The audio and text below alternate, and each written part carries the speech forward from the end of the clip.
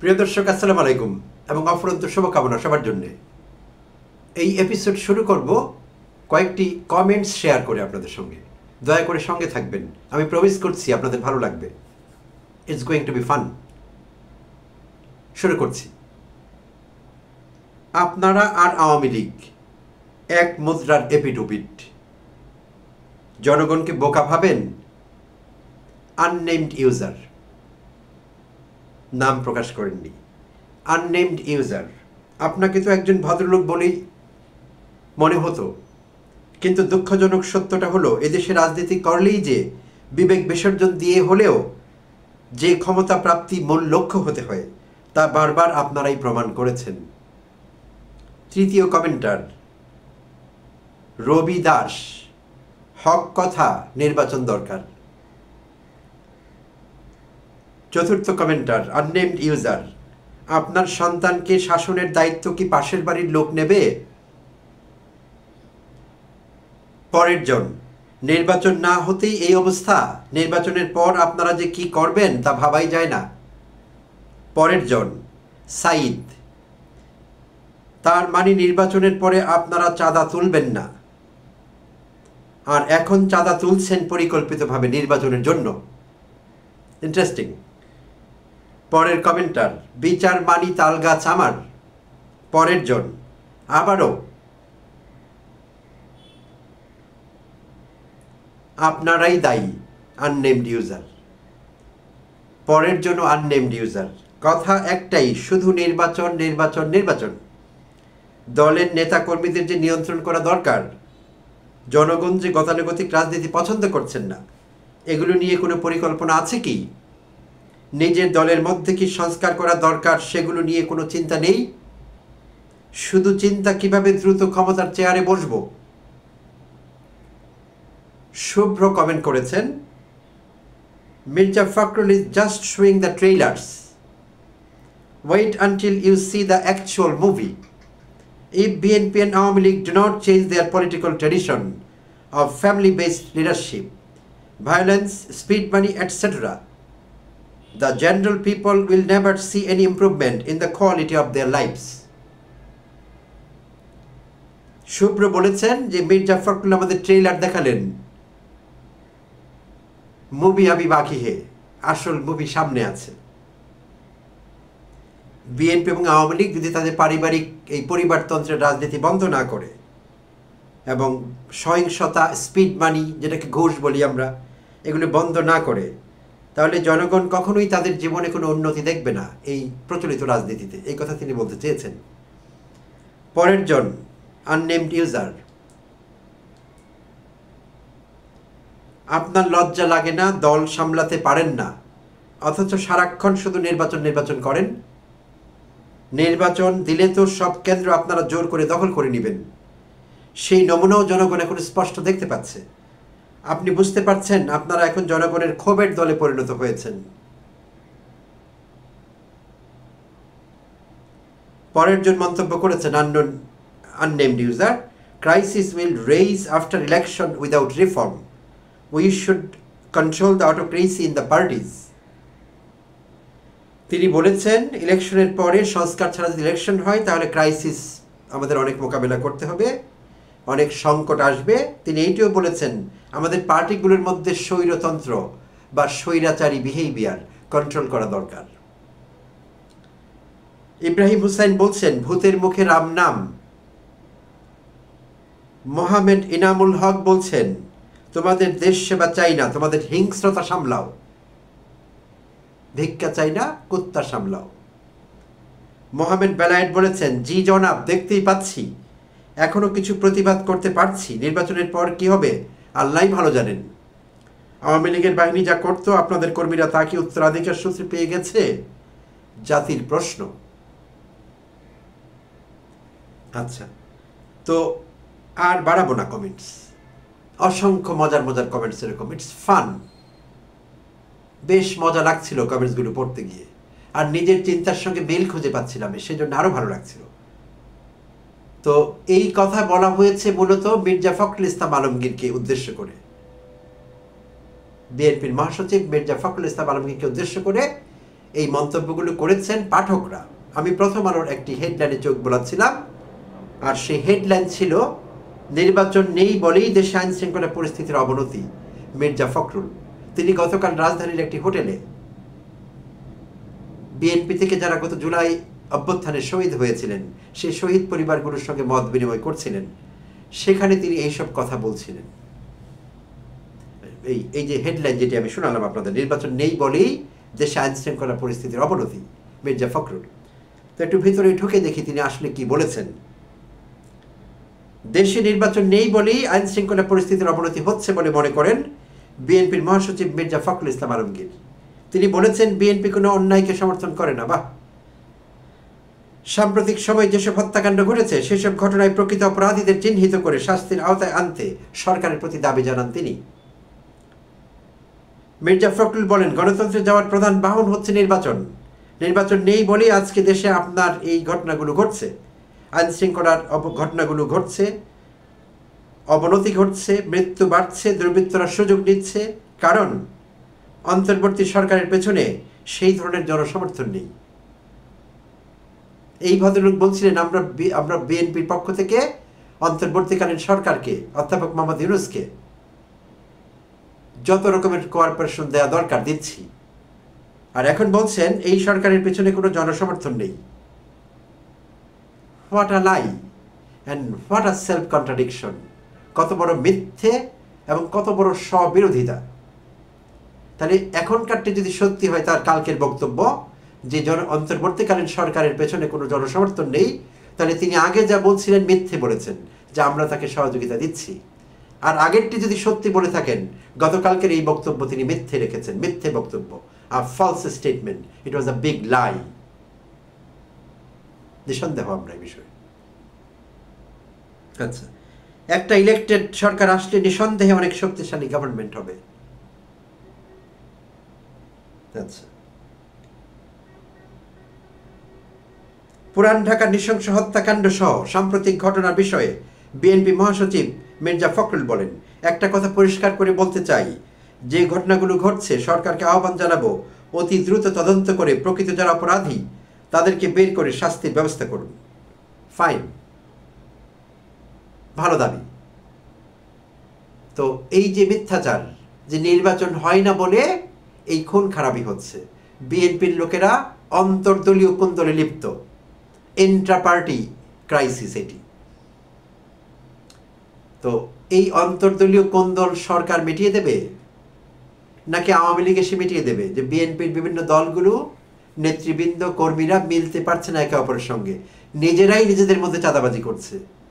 এই যে পুরনো ঢাকায় বুধবার দিন যে দুর্ঘটনা ঘটে গেল, ভাঙারি ব্যবসায়ী তরুণী, বলতে গেলে 39 বছর বয়স মাত্র, সেই সোহাগকে নৃশংসভাবে, নৃশংসতম উপায়ে হত্যা করা হলো।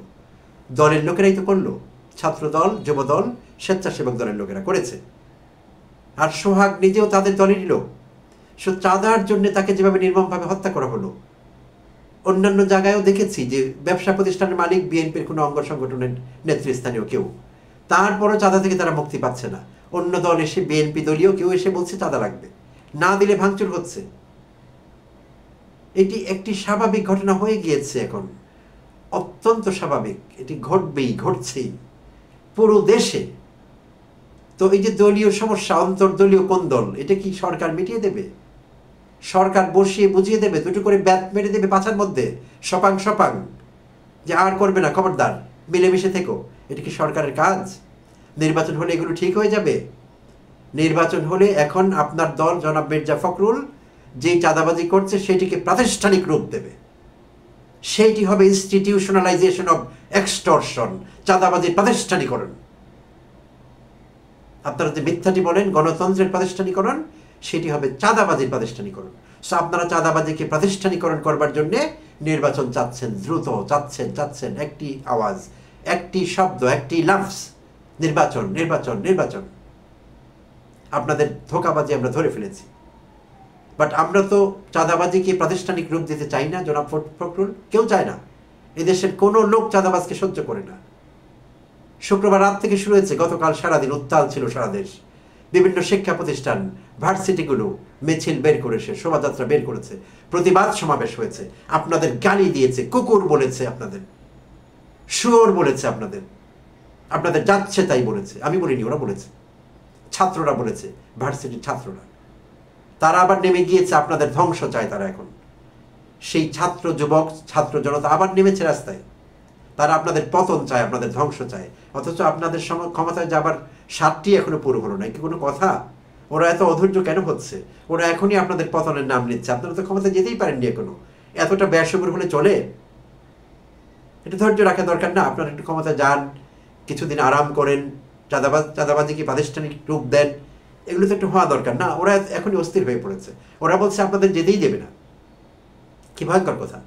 এবং এই মিছিল বড় হচ্ছে, ক্রমশ আওয়াজ ছড়িয়ে পড়ছে, দেশের সীমানার বাইরে চলে যাচ্ছে। ভয়ঙ্কর পরিস্থিতি। এই মিথ্যাচার বন্ধ করে আসল কারণটি খুঁজে বের করতে হবে। আপনাদের দলে আদর্শ আছে, নীতি আছে, ডিসিপ্লিন মানে সততা প্র্যাকটিস করে ব্যক্তি জীবনে, ইন্টেগ্রিটি শব্দটি বোঝে, সাধুতা, এরকম লোক নেই, একজনও নেই আমার মনে হচ্ছে। হ্যাঁ, সেটি বলে একটু ভুল হবে, কারণ কিছু ছাত্র নেতাকে দেখেছি গতকাল শুক্রবার রাত থেকে তারা ফেসবুকে পোস্ট দিয়ে, স্ট্যাটাস দিয়ে তারা ছাত্র দল ত্যাগ করছেন। ওই লোকগুলো ছাড়া, ওই বিবেকবান ছেলেগুলো ছাড়া, এই তরুণদের ছাড়া, দেশপ্রেমিক যুবকদের ছাড়া আর বেশিরভাগ লোকের আপনাদের কোনো অনেস্টি নেই, ইন্টেগ্রিটি নেই, কিচ্ছু নেই। মিথ্যে কথা বলেন আপনারা, জনগণকে ধোঁকা দিচ্ছেন। সেই ধোঁকা সবাই দিয়েছে, হাসিনা দিয়েছে, আওয়ামী লীগ দিয়েছে, জাতীয় পার্টি দিয়েছে, আপনাদের আগের আমলে আপনারা দিয়েছেন। ধোঁকাবাজির উপরে দাঁড়িয়ে আছেন আপনারা, এটি প্রতিষ্ঠিত সত্য কথা। তাই এগুলো বন্ধ করতে হবে। নির্বাচনকে এর সঙ্গে জড়াবেন না, শাক দিয়ে মাছ ঢাকার চেষ্টা করবেন না। এটি অভ্যন্তরীণ বিষয়। আপনাদের দলীয় শৃঙ্খলা সরকার ঠিক করে দিতে পারবে না। নির্বাচন হলে লাভ হবে না, আমাদের ক্ষতি হবে।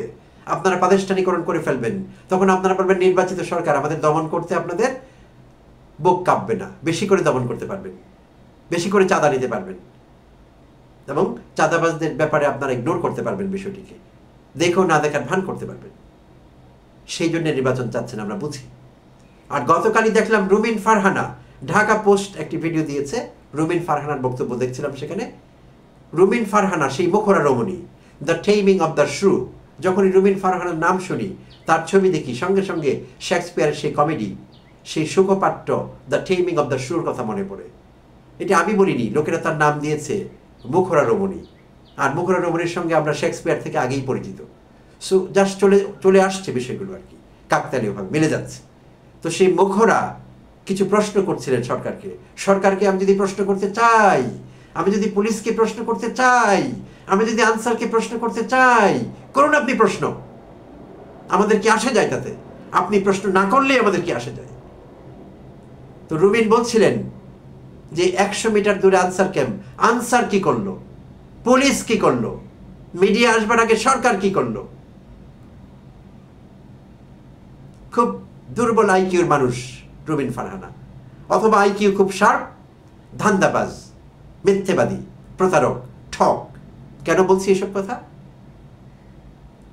বিলো আইকিউ এই জন্য বলেছি যে এটি সরকারের দায়িত্ব না যে কখন অপরাধ সংগঠিত হবে সরকার আগে থেকে জেনে যাবে, আনসার বাহিনীর লোকেরা আগে থেকে জেনে যাবে, পুলিশ সদস্যরা আগে থেকে জানতে পারবে।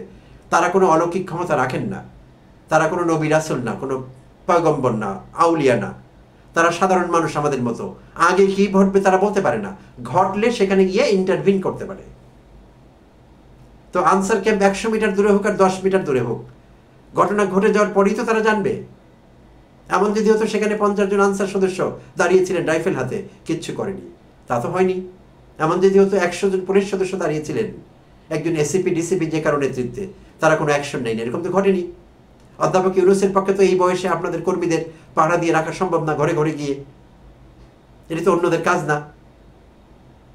তাহলে হয় আপনি বিষয়গুলো বুঝেন না আপনার লো আইকিউর কারণে, বিলো আইকিউ আপনি সেজন্যে, আর নাহলে বিষয়গুলো বুঝেন। এই মুহূর্তে আপনি এটি নিয়ে কথা বলতে সাহস পাচ্ছেন না, হত্যাকাণ্ড নিয়ে কথা বলতে সাহস পাচ্ছেন না। তাই জনগণের দৃষ্টি অন্যদিকে ফেরাবার জন্য আপনি আবার পুরনো গেম খেলছেন। সরকারের ব্যর্থতা, সরকার নির্বাচন দেয়নি, পুলিশ কি করলো, আনসার কি করলো? আনসার আপনাদের কি করবে? আপনারা নষ্ট, আপনারা স্পয়েলড, আপনারা ডিরেইলড। আপনাদের কি করবে সরকার? সরকার তো কিচ্ছু করবার নেই। আপনাদের জন্য দোয়া করা ছাড়া দেশবাসীরও কি আর কিছু করবার আছে? আপনাদের সিচুয়েশন যেখানে গিয়ে দাঁড়িয়েছে, কথা বলেন কিভাবে? লজ্জা করে না? অবশ্যই লজ্জা তো আপনার আগেই নেই। আপনি লজ্জায় ফরমালিন বোমা আগেই দিয়েছিলেন। আপনি পতিত আওয়ামী শেখ হাসিনার কাছে একটি প্লট চেয়েছিলেন, আই ব্যাগ মোস্ট রেসপেক্টফুলি। আমরা ছোটবেলায় মুখস্থ করে ইংরেজি লিখতাম, I beg most respectfully to state that. আর বাংলা হলে লিখতাম অধীনের বিনীত নিবেদন। এই যে, তা আপনি অধীনের বিনীত নিবেদন করেছেন সেই পতিত হাসিনার কাছে, সেই জামানা নিকৃষ্ট স্বৈরাচারীর কাছে, আওয়ামী বাকশালীদের কাছে। আপনি বলেছেন আমাকে একটি প্লট দেয়া হোক, দিলে আপনি চিরকৃতজ্ঞতার পাশে আবদ্ধ থাকিবেন। আমাদের এসব জানা আছে। আপনি নির্লজ্জ, আপনি বেহায়া, আপনি সুবিধাভোগী। আপনার তো কোনো কথাই থাকা উচিত না পাবলিকলি। আপনার লজ্জা নেই? নির্লজ্জ মানুষ, বাসায় বসে থাকেন। আপনাকে মুখ খুলতে কে বলেছে? আপনার মতো মানুষ যিনি হাসিনার কাছে প্লট চান, তিনি এখন আমাদের বড় বড় কথা শোনাচ্ছেন, আমাদের সাধুতা সততার গল্প শোনাচ্ছেন, সরকারের ভূমিকা নিয়ে প্রশ্ন তুলছেন। নির্লজ্জ মহিলা, stop it, stop this nonsense. যথেষ্ট হয়েছে। আপনি মুখ বন্ধ রাখলে বিএনপির জন্য ভালো। বিএনপির লোকদের আইকিউ বিলু সবগুলোর, কারণ না হলে আপনার মতো মহিলাকে ছেড়ে রেখেছে কিভাবে? আপনি তাদের দলের কত বড় ক্ষতি করছেন সেটা কি তারা বোঝে না? আপনি মুখ খোলা মানে আপনি বিএনপির জন্য একটি বিপদ। Stop this nonsense. It is time you stopped it. আসল জায়গায় অ্যাড্রেস করুন। দলকে কিভাবে শৃঙ্খলিত করবেন, শৃঙ্খলা ফিরিয়ে আনবেন দলে, ডিসিপ্লিন কিভাবে ইনস্টিল করবেন কর্মী সমর্থক নেতৃবৃন্দের মনে, ইন্টিগ্রিটি কিভাবে জাগ্রত করা যাবে, গবেষণা করুন, মনোবিজ্ঞানী হায়ার করুন, উপদেষ্টা নিয়োগ করুন যে আমরা শেষ, আমরা অধপতিত চারিত্রিকভাবে, সততার দিক থেকে আমরা ব্যাংক্রাফট, আমাদের সাহায্য করুন, আমরা ভালো মানুষ হতে চাই, আমরা জিয়াউর রহমানের বিএনপি হতে চাই। সেটি করুন, সেটি হবে কাজের কাজ। বাগাড়ম্বর বন্ধ করুন। মানুষ এখন বাগাড়ম্বর বোঝে, কোনটা বাগাড়ম্বর, কোনটা সিনসিয়ার কমিটমেন্ট, কোনটা অনেস্ট স্টেটমেন্ট, মানুষ সব বোঝে। ধন্যবাদ সবাইকে, ভালো থাকবেন।